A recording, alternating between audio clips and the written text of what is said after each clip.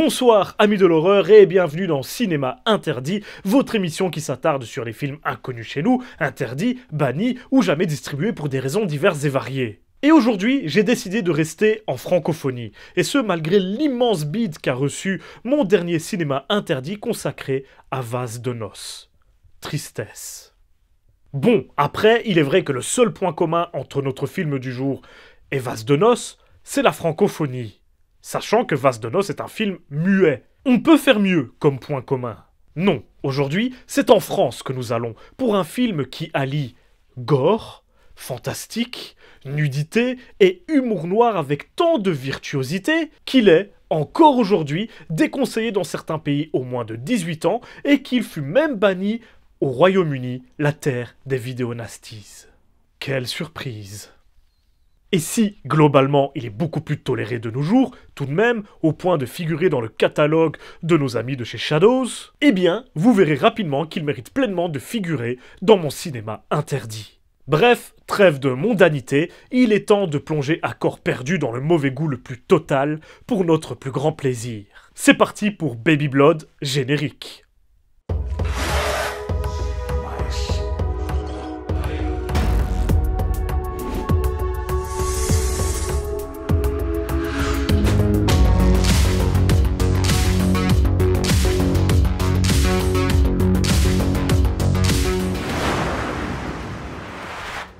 Baby Blood est donc un film français sorti en 1990 et réalisé par Alain Robach, avec une Emmanuelle Escourou toute jeune à l'époque dans son premier rôle principal. Le métrage nous fait suivre Yanka, petite amie du directeur d'un cirque itinérant qui se montre violent et autoritaire avec elle.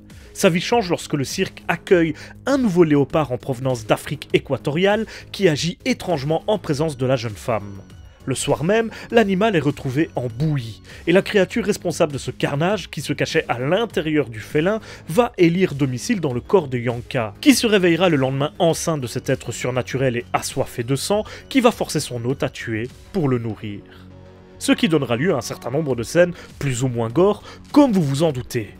Mais pour autant, Baby Blood n'est pas uniquement un film gore et violent, mais comme Emmanuelle Escourou le dit si bien elle-même, c'est aussi une histoire d'amour. Ce qui tombe très bien puisque la semaine prochaine, c'est la Saint-Valentin. Et croyez-le ou non, mais aujourd'hui j'ai un cadeau pour votre Saint-Valentin qui est offert par, et oui, Red Shadow Legends. Vous propose pour la Saint-Valentin d'associer certains héros pour en faire des couples et donc débloquer des capacités exceptionnelles. Moi, ce que je préfère, c'est la collection. Voici donc mes 3 héros préférés parmi ces champions de la Saint-Valentin. Numéro 3, Séduceur, le vampire charmeur au torse viril qui manie les mots encore mieux que Casanova et qui ira très bien avec la tentatrice. Numéro 2, Astralone, l'ange démoniaque ou le démon angélique, sublimé par son union avec la comtesse Lix. Puis, numéro 1, le top du top, Coronar, la brute infâme qui, avec Minaya, nous donne un remake de La Belle et la Bête. J'ai toujours plutôt aimé ce genre d'union contre nature et bestiale. Coucou Vase de Noces. Et il y a plein d'autres nouveautés ce mois-ci, comme la saison 7 du Forge Pass, plein d'activités spéciales pour la Saint-Valentin, l'événement Titan lors duquel vous pourrez gagner des points d'anniversaire, et bien sûr, l'arrivée de la star du MMA et du catch, Ronda Rousey, qui fait son entrée fracassante dans l'univers de Red Shadow Legends avec sa propre championne, que vous pouvez choper gratuitement juste en vous connectant à Red pendant 7 jours entre maintenant et le 20 février. Et en plus, si vous êtes membre d'Amazon Prime, le Prime Gaming Drop de ce mois-ci vous permettra d'acquérir le puissant Game Ball le Déshonoré, champion du vide très puissant en PvP, dispo jusqu'au 2 mars et à ne manquer sous aucun prétexte. Enfin, pour les nouveaux joueurs, cliquez sur mon lien dans la description ou sur le QR code qui est affiché à l'écran et vous obtiendrez un pack de démarrage gratuit avec entre autres le champion épique Jotun et un tas d'autres bonus gratuits qui vous permettront de prendre de l'avance rapidement dans le jeu. Vous voilà désormais à collectionner tous les champions les plus cools et à démonter vos adversaires dans l'arène, même les plus féroces. Merci à Red Shadow Legends pour tous ces cadeaux et retour à Baby Blood qui nous réserve lui aussi son lot de surprises. Baby Blood a un petit côté Hellraiser premier du nom dans son intrigue, avec ce personnage féminin qui va plus ou moins charmer des hommes dans un premier temps, dans le but de les tuer afin de nourrir une créature surnaturelle. Sauf que, vous l'aurez compris, là où Hellraiser était tout de même très sérieux, Baby Blood se permet pas mal de folie. Yanka parle avec le monstre caché dans son ventre, dont la voix est en fait celle du réalisateur Alain Robach, crédité sous le nom original de Roger Placenta. Elle tue ses proies avec une étonnante brutalité, à l'arme blanche bien souvent, au couteau, à la bombe à oxygène ou à la bagnole, carrément. Et bien sûr, du coup, le sang coule à gogo, il gicle, bien rouge, bien liquide, ça hurle, ça charcute, ça fait exploser certaines victimes de l'intérieur et d'autres réjouissances des plus plaisantes. Puis, même en dehors des meurtres, nous avons droit à quelques scènes bien stylées esthétiquement parlant, bien gore, durant lesquelles elle s'abreuve de sang, subit le comportement déplacé de toute une équipe sportive dans un bus, ou bien vit une scène purement surréaliste en cauchemar, un vrai moment d'horreur qui fait chaud au cœur. Et bien sûr, le fait que Yanka soit une jolie jeune femme naïve et innocente sur plusieurs aspects, parfois même enfantine dans ses réactions ou sa vision du monde, contraste grandement avec la violence délirante du film et la nature de ses crimes. C'est d'ailleurs grâce à cette candeur qu'elle dégage que ses victimes baissent leur garde tout au long du film. Et surtout, si tout ça paraît un minimum crédible, c'est grâce à la fantastique performance d'Emmanuelle Escourou qui faisait alors ses débuts au cinéma. D'ailleurs, j'ai eu la chance de la rencontrer au fantastique Bloody Weekend l'année dernière et donc de l'interviewer, pour qu'elle nous en dise plus, entre autres, sur son expérience sur Baby Blood. Et voici, pour commencer, comment elle se retrouvait embarquée dans une telle aventure. Tout simplement, jeune comédienne avec un agent à Paris qui fait des castings, et je fais un casting, je rencontre Alain Robach, par le biais de mon agent à ce moment-là, qui elle était un petit peu, bon, elle n'était pas certaine parce qu'elle n'avait pas tellement l'habitude de films de genre, etc. Parce que c'était quand même une époque, c'était avant, ouais, ça devait être en 87, 88, le moment du casting, un truc comme ça. Donc bon, c'était quand même une époque où il n'y avait pas tellement de films de genre en France. Et donc je passe le casting, ça se passe super bien avec Alain Robach, le réalisateur. Et puis finalement, on veut quand même lui imposer une comédienne un peu plus connue. Moi, je démarrais, hein, j'étais toute jeunette, hein, je devais avoir 21 ans à ce moment-là. Je sortais de l'école du cours Florent, classe type cours Florent, enfin un cursus comme ça. J'avais fait quelques petits tournages et une pièce de théâtre, surtout très importante, que j'avais joué Nuit d'amour avec, à Bruxelles et à Paris. Et puis tout d'un coup, il y a ce casting. Et donc voilà, et Robach s'est battu, parce qu'à l'époque, il y avait encore quand même... parce que maintenant, c'est plus compliqué avec les chaînes de télévision, etc., qui ont encore beaucoup plus de pouvoir, mais à ce moment-là, il pouvait encore un peu imposer. Donc il a fait faire un deuxième casting avec les actrices connues que voulait lui imposer un des producteurs, et il m'a remis sur le listing parce qu'il croyait vraiment en moi et qu'il trouvait que je correspondais vraiment au personnage. J'ai fait donc les deuxièmes essais, et il était plus que convaincu, et il a convaincu le producteur qui voulait des actrices connues de l'époque. Voilà, et donc finalement, c'est comme ça que j'ai atterri sur ce tournage. Puis, il faut rappeler qu'au-delà du gore, il y a aussi pas mal de scènes de nudité qui ont beaucoup fait parler à l'époque et qui concernent toute Emmanuelle Escourou, alors encore jeune et inexpérimentée, encore une fois. Et si c'est bien sûr une très belle et voluptueuse femme, ce qui frappe, c'est surtout son jeu, qui ne pâtit pas de ce contexte pourtant pas forcément évident pour une comédienne en début de carrière, voire pas évident tout court d'ailleurs. Voyons ce que l'actrice nous dit sur cette partie de l'expérience Baby Blood. Alors oui, c'est sûr que surtout que je suis quelqu'un de pudique, donc c'était pas simple. Mais c'est aussi très drôle, hein, Baby Blood. Hein. Il y a aussi beaucoup d'humour. C'est ça qui est la spécificité de ce film. Voilà, il y a des moments où c'est tellement excessif que c'est drôle. Bon, moi j'étais vraiment jeune actrice, super concentrée sur mon rôle, à vouloir le faire le mieux possible. Mais j'étais vraiment concentrée là-dessus. Ce qui fait que j'étais tellement dedans que j'en ai oublié la nudité, j'en ai oublié tout. J'étais à fond dans le truc, quoi.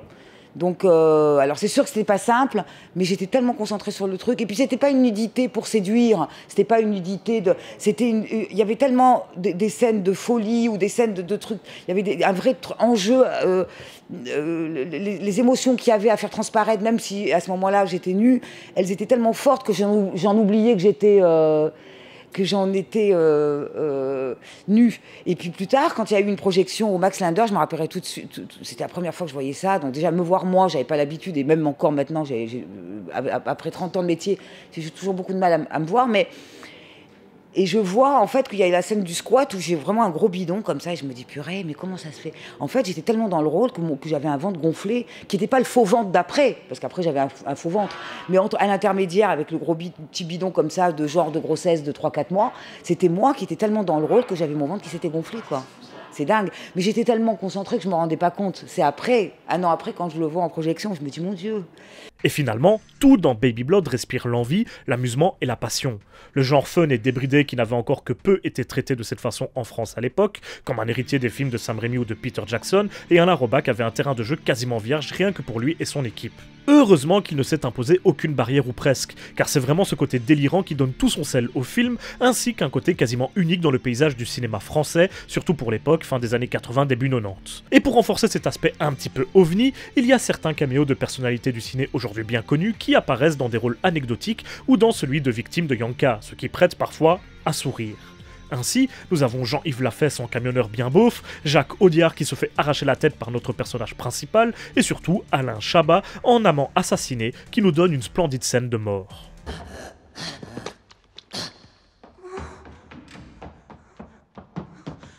Puis bon, je suis bien obligé de parler du caméo de Shimbo, alias Baxter, acteur canin du film éponyme, qui fait donc également une petite apparition dans ce Baby Blood, ce que je trouve juste beaucoup trop cool. Baby Blood est finalement un véritable film d'avant-garde au sein du cinéma français, et ce même s'il puise ses inspirations dans des films étrangers, notamment dans la filmographie de Sam Raimi ou de Peter Jackson. Il mélange ses inspirations avec des éléments bien Frenchy, bien cocorico, ce qui nous donne une œuvre particulière qu'on peut probablement qualifier de culte, car on en parle toujours aujourd'hui, et pas qu'en France, ce qui est bien sûr une très grosse réussite pour le film. Et contrairement à ce qu'on pourrait croire, ce n'est pas un film d'avant-garde uniquement à cause de son gore et de sa violence assumée. Yanka est l'archétype même de la femme libre et qui assume sa sexualité, finalement, au point d'être perçue comme une prédatrice par la société qui l'entoure, tant c'est inattendu, surtout quand on se rappelle que le film est sorti il y a plus de 30 ans. Elle est jeune, jolie et sexuellement active, et fascine les hommes qu'elle rencontre qui aimeraient, pour beaucoup d'entre eux, la posséder. C'est le cas du directeur de cirque avec qui elle est au début du film et qu'elle cherche à fuir par la suite, mais aussi de cet homme avec qui elle s'accouple et qui lui propose de devenir sa femme et d'avoir des enfants ensemble, un avenir que Yanka fuit malgré tout, elle qui subit sa grossesse comme une authentique malédiction. Elle cherche à échapper à ce destin qui semble lui être dicté par la société, comme à la plupart des autres femmes, à savoir « marie-toi, fonde une famille, sois belle et tais-toi ».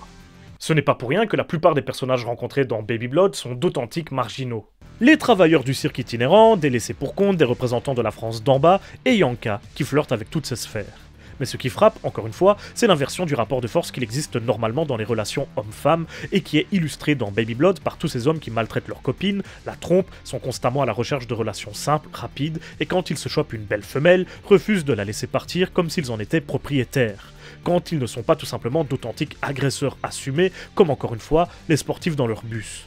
Yanka passe de proie à prédatrice et vient donc chambouler cette hiérarchie très établie dans l'esprit des personnages masculins. Et ça, c'est plutôt sympa.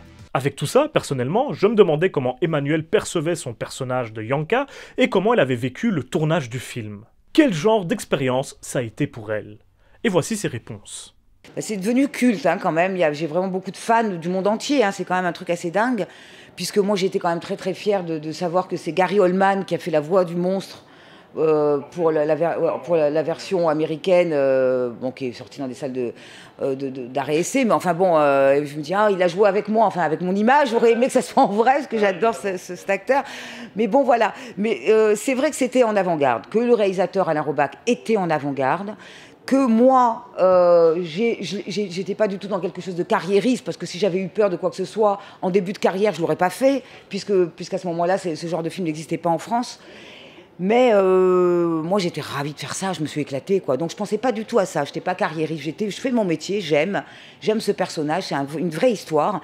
Et j'ai essayé d'oublier que c'était un film de genre, en fait, parce qu'il y a quand même une histoire d'amour là-dedans. Et plus on va le jouer d'une manière comme ça, sincère et mieux ça sera par rapport à... Et c'est ça l'intérêt de ce film, c'est que ça ressemble à rien d'autre.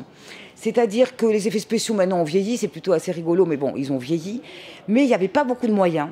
Et il était très créatif. Les cadres étaient magnifiques, la lumière était magnifique. Alain Robach a vraiment un vrai univers. Et donc, il a filmé ça d'une manière magnifique. Il y a des cadres très beaux, il y a des plans magnifiques. Et il y a des plans vraiment où avec 2 bouts de ficelle, il n'avait pas les moyens. Il a fait des trucs en contre-plongée à un moment donné, où comme ça, je suis énorme, comme ça, on dirait que je vais m'envoler avec l'immeuble derrière. Ça, c'est un truc où j'étais sur une bagnole accrochée, mais vraiment à l'artisanal, tu sais, avec une corde comme ça, sur un truc de voiture, et la voiture roulait. Et moi, j'étais comme ça. C'était vraiment parce qu'il n'avait pas d'argent qu'il était créatif. Alors, ça dépend, parce que comme j'étais en avant-garde, ça dérange, forcément. Donc, il y en a certains dans le métier, ça a été un peu grande actrice, mais oh là là, ça faisait peur. Genre, limite, comme si j'avais tourné dans un porno, quoi. Et pour revenir sur le personnage de Yanka, auquel forcément on t'associe un petit peu après toutes ces années, qu'est-ce qu'il représente pour toi aujourd'hui, ce personnage? C'est une question qui peut partir dans tous les sens, donc vraiment, tu réponds quand tu... Il représente la maternité, malgré tout. Même si elle est la maternité, quelque chose évidemment aussi d'assez sauvage et animal, forcément. Hein, elle est quand même un peu animale, et puis forcément, elle est quand même. Donc il y a ce truc-là. Et puis ça représente un décalage, une liberté.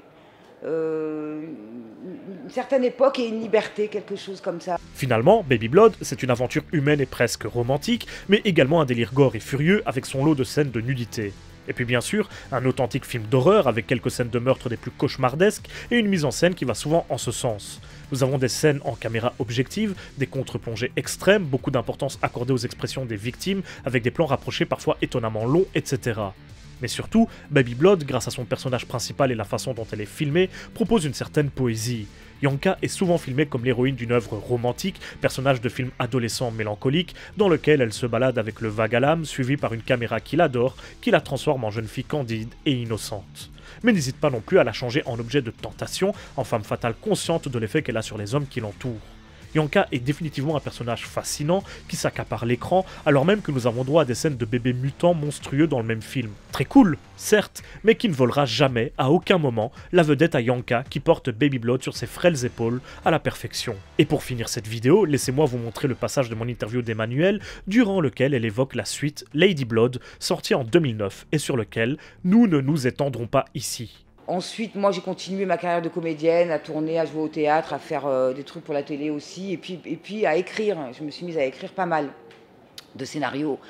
Et Alain à faire d'autres choses aussi en parallèle. Il a fait des documentaires, il a écrit d'autres films, et puis il s'est mis aussi pas mal dans la musique. Et on ne s'était pas perdu de vue, mais bon, voilà. Alors moi, j'aurais franchement adoré qu'il me propose, lui, de réaliser la suite. Mais il n'était pas là-dedans, il voulait faire autre chose. Enfin, il était dans d'autres sphères. Et moi, à un moment donné, comme j'écrivais de plus en plus et que j'adore écrire des scénars, je me suis dit, qu'est-ce que j'aimerais retrouver Yanka, quoi. Mais pas Yanka dans un truc gore, plutôt un thriller, un truc, voilà. Mais avec un... Donc j'ai commencé comme j'aime bien chercher, fouiller par rapport au personnage.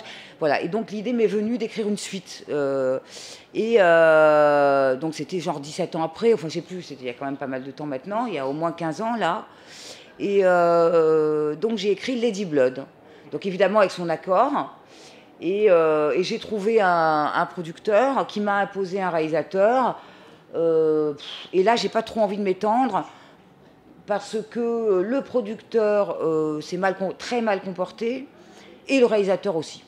Donc j'ai fait confiance en des gens avec qui j'aurais pas dû m'associer.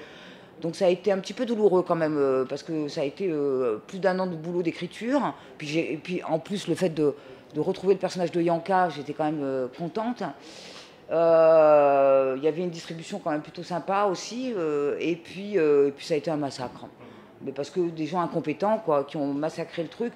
Donc du coup, Lady Blood, j'ai pas trop envie d'en parler parce que c'est une grosse déception, parce que entouré par des gens incompétents et un peu escrocs, et puis voilà. Et voilà, c'est la fin de ce petit épisode de Cinéma Interdit, j'espère qu'il vous aura plu. Merci à Red Shadow Legends d'avoir sponsorisé cette vidéo, n'oubliez pas que tous les liens sont dans la description, foncez. Quant à nous, on se retrouve très bientôt pour une prochaine vidéo, et d'ici là, surtout n'oubliez pas, si vous avez peur, c'est que vous êtes toujours en vie.